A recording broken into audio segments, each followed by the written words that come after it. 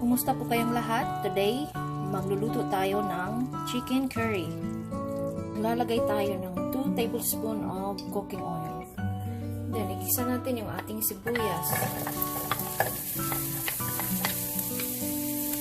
Sunod natin yung ating garlic, bawang, yung ating patatas, at carrots.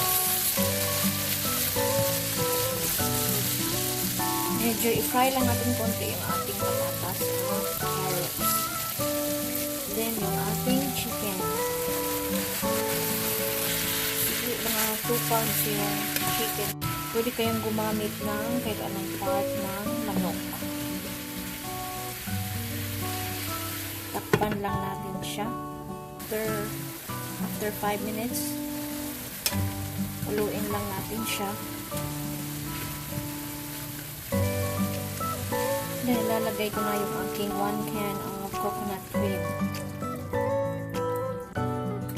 Tapos, maglalagay ako ng chicken base. Pwede kayong gumamit ng knorr cubes, yung chicken flavor.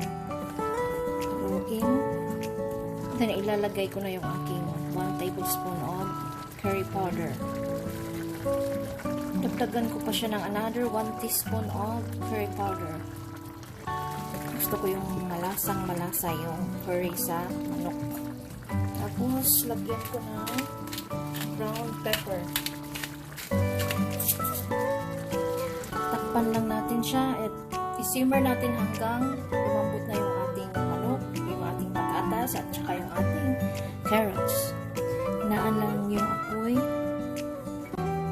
So, after 7 minutes, kung simmer yung aking manok, lalagay ko na yung aking red bell pepper. Since mahilig ako sa mas maanghang pa, so lalagyan ko ng cayenne pepper. So, optional lang po. So, ito na yung ating chicken curry. Luto na siya and ready to serve na. So, sana manilutunan kayo ulit ngayong araw. At maraming salamat po sa inyong patuloy na panonood. Mag-iingat po tayong lahat and God bless us all.